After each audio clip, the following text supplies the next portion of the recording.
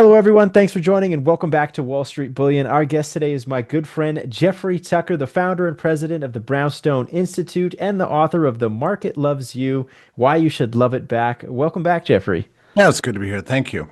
Great to have you back. Every time you're on, we have exciting conversations, and it's really great to talk to you about the economy. You give us another side of insight that sometimes we're not tapped into. So thank you for coming on. But Yeah. my first question to you is: Silver's at 47, gold at 3,800. I know last time we were speaking, you were predicting this outcome. What's happening in precious metals? Is the dollar deteriorating this fast, or is it something else? We've yet to plug this leak. We might be headed to a second wave of inflation. This is, you would mirror again, we've talked about this. In the 1970s, we had three full waves, one, two, three. Already from 2020 to 2025, almost the entire planet Earth experienced a 20 to 40%, like average 30% haircut in the valuation of paper money all over the world. We have yet to come to terms with that. That was a mass pillaging, the biggest mass looting in history that occurred over the last 5 years. We were tempted with the idea this past January that maybe it was over and we were done with it. That lasted about 45 days. And now, ever since then, we've been seeing upward pressure in these prices, and the latest inflation data just doesn't look good. I don't care how you flow it, whether it's sticky prices or the wholesale CPI, whatever you look at, we're seeing more upward price pressure. I'm sorry, but it's there, and the way inflation works is it migrates around from sector to sector. You never know where it's going to hit next, and that's literally true. There's no way to predict where it's going to land. Right now, it's landing on beef prices, which if you've been to the store, beef prices are running double-digit increases right now, 12, 13, 14% inflation in beef prices. That's happening right now. And these are, the people who eat beef, probably are also Trump voters for the most part. This is not good. It's not good. It's not good for the Trump administration. It's not good for anyone. We might be headed to a second wave. We've got Trump running around demanding lower and lower rates. I've noticed he's kind of pulled back on that a little bit. So Right. maybe we've gotten through to him that just said, look, inflation is actually not dead, contrary to what you think. This is potentially very dangerous for you politically. You need to pull back. The Fed should not be decreasing rates. It probably should be increasing them. There's another big change that's happened. We're actually headed into a new era because if you look at the way M2 flows, and I take money supply very seriously. Yes, it's mitigated by velocity and that sort of thing. But if you look at the raw numbers right now, what we're seeing is a lot of upward pressure. We just passed the money supply high of 2021, I guess it was, or Right. 2022, something like that.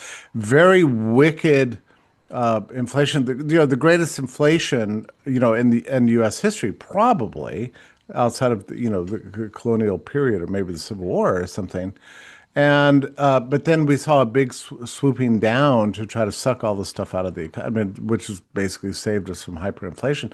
But now here we are in the fall of 2025, and we've just passed those hard numbers of the sheer amount of paper money flooding around, and that is actually what accounts for the upward price pressure we're seeing right now. So, we're actually seeing a repeat of the 1970s. I say that with wanting to knock on wood here because in the 1970s, we got through one wave. The Fed relaxed and said, okay, it's over. So they cut rates, and whoa, here comes a second wave.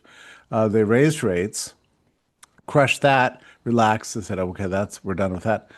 And then lowered rates. And then sure enough, we had a third wave that was revolutionary in American society and culture.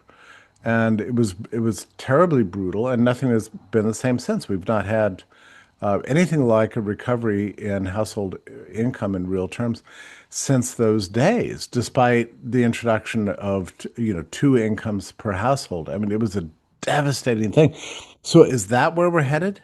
I mean, I'm just pointing out that this is a genuine danger, and I think it needs to be a priority for the Trump administration. We need sound money. We need to crack down on this stuff, even if it provokes a serious recession. Uh, on the other side, we have the output numbers. Now they came in, the second quarter at 3.8.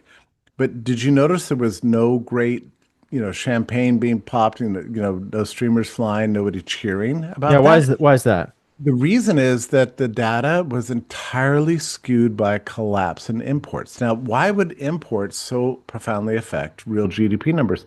Well, this traces back to statistical issues back to the 1930s. Exports increase GDP, imports reduce it. So a reduction of imports will naturally increase the GDP, and that's actually what the entirety of the increase in the GDP, second quarter, real GDP, traces to the collapse in international trade. I mean, the fact that we have, a collapse in imports due to Trump's tariffs. Okay, this is entirely illusory. This is not output growth at all. And if once you take that out, we're in solid recession territory. I mean, this is the reality we're dealing with right now. Wow. So here we are, 10 months into the Trump presidency, and I love a lot of the things he's done, which is great. I mean, I love the attack on the bureaucracy. I think what's going on in public health is fantastic. I like what RFK is doing on science and Yeah. our friends at NIH, and this is all a joy. And there's other things like the end of censorship and a lot of cultural issues, a lot of good stuff going on. I'm afraid they're overlooking the most important thing, The financial. which is the financial and the economic element. If you don't get that right, none of the rest of the stuff matters. And this is my real worry. We're going to know more as we approach the midterms. But I mean, this is not a foregone deal. Everybody says, "Oh, well, the Democrats have collapsed," but people have said this before.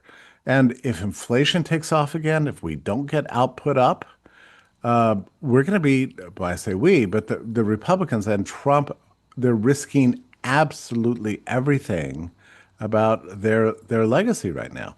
And why? I mean, to crack down on immigration, okay, that was clearly needed, but was it really necessary to charge, $100,000 for an H-1B visa? I mean, this stuff is hurting the companies he wants to grow.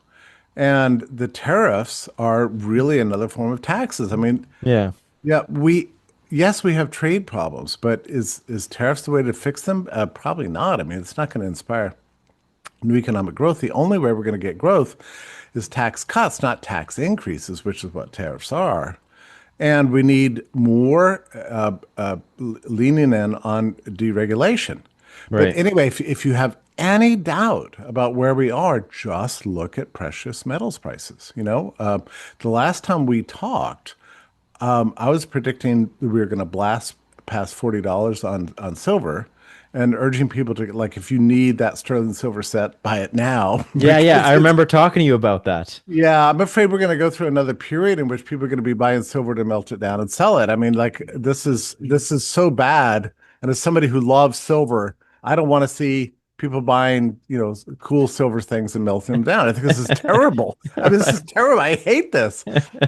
We'll have to wait another generation before it gets online again. So Oh, it's something of a disaster, but the precious metals prices tell you the truth about what's actually going on with price pressure and output. And that's where we are right now. And by the way, the labor markets have not improved at all.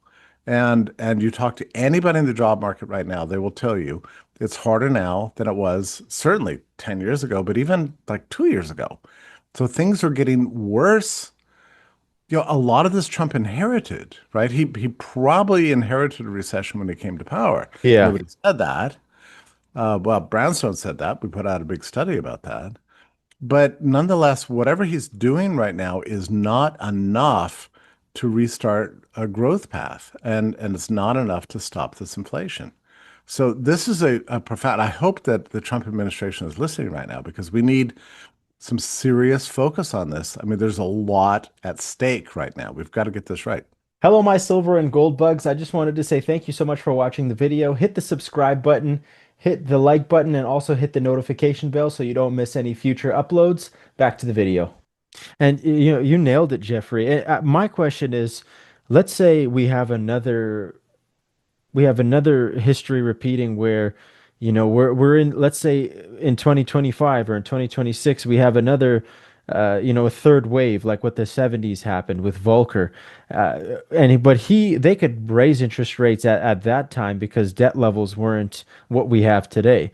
Today, if let's say the third wave comes, and can the Fed even raise interest rates to those levels? And if they do, or maybe they're afraid to do it now because they think they'll break something or they'll cause some type of collapse in whether it's the markets or, yeah, like, can we even repeat the 70s, like force a recession to fix this inflation? Yeah, If, probably not because you've got a budgetary problem there, right? I mean, the main payer of these high rates is going to be the biggest debtor, which is the federal government itself. So that right. blows up the federal budget, entirely, adds to the vast debt and deficit as it is, and reduces the options for the Trump administration for things they can do on the budgetary side. I mean, they're going to have to cut the budget. They're going to have to slash the budget.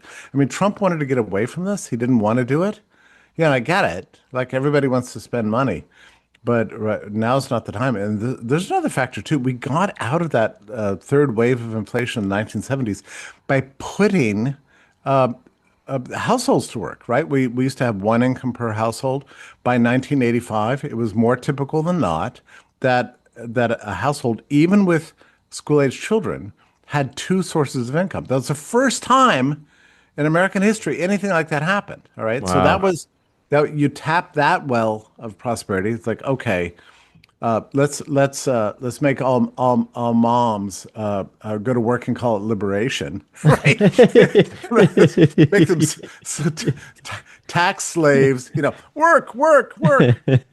That's your freedom. Oh, Yeah, women's liberation. Okay, it was a big lie. But what are we going to do this time? I mean, we right. already have record numbers of multiple job holders.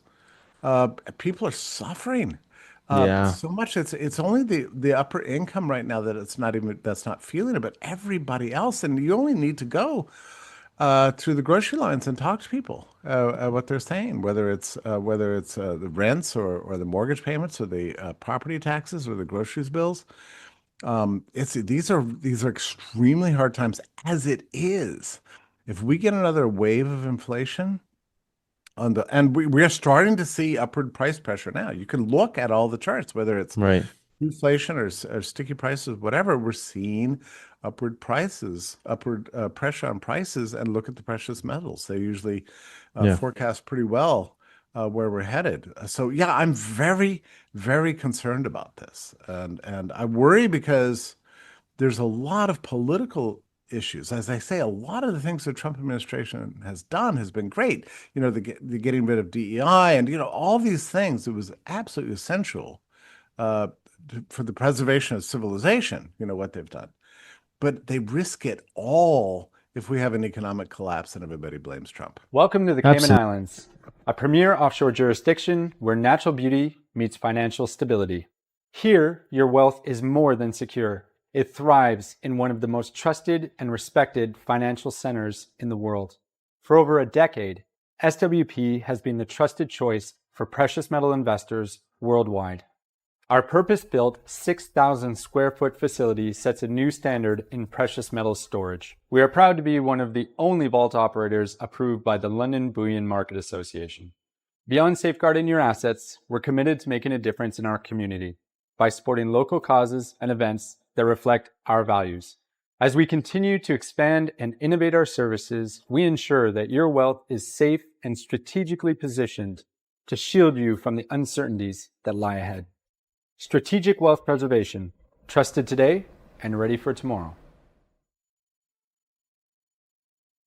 And everybody blames Trump. Absolutely. And I have a family friend who works at Costco, and they tell me that you just see lines and lines and lines for the cheapest chicken, just a little like that $5 chicken. And they're like that's all they get is just a chicken and maybe some water. And they say that's their buggies, that's their carts filled with just Oh, $5 chick, and there's it's just lines and lines. So yeah. what does that tell you, Yeah, right? the lost leaders over at Costco are have the longest lines where there's the hot dogs or the I was just there, by the way. It's funny Oh you yeah. I was just there Oh doing some no. sociological analysis, right? So yeah, you're right. The long lines at the chicken and the hot Oh, and the dogs and hot everything like that. dogs. Yeah. I tell you, I saw today at Costco, I some guy returned, eight dead trees. Really? Yeah, I mean, like from last season. That I guess he never had time to plant them or something. They were dead sticks and eight huge buckets, and they were wheeled in on a cart. He wants his money back, right? Hey man, So it's a it's recession. He needs his and, money. and so Costco will definitely give it back to him. But on the other hand, it gets pretty bad when you're having to sell your dead trees back to Costco. That's how you know we're in a recession. That's a Right? clear signal. Well, Jeffrey, I want to thank you so much for coming down. What an incredible chat we've had today. I'm going to put your links in the description below. Where can people find you? Yeah, brownstone.org is where I'm writing. I have a big treatise out that I just, published yesterday on the history of the last 5 years, and it covers the inflation issue and it goes way beyond just the U.S. but all over the world. Yeah. Hard times, my friends, hard times. Oh yeah, hard times, and I want to thank you so much for coming down and speaking with us, Jeffrey. Everyone watching this, please hit the like and subscribe button, and also follow Brownstone Institute. What an incredible wealth of knowledge. Follow Jeffrey as well, and yeah, love to talk to you soon, Jeffrey. Thank you, sir. Take care.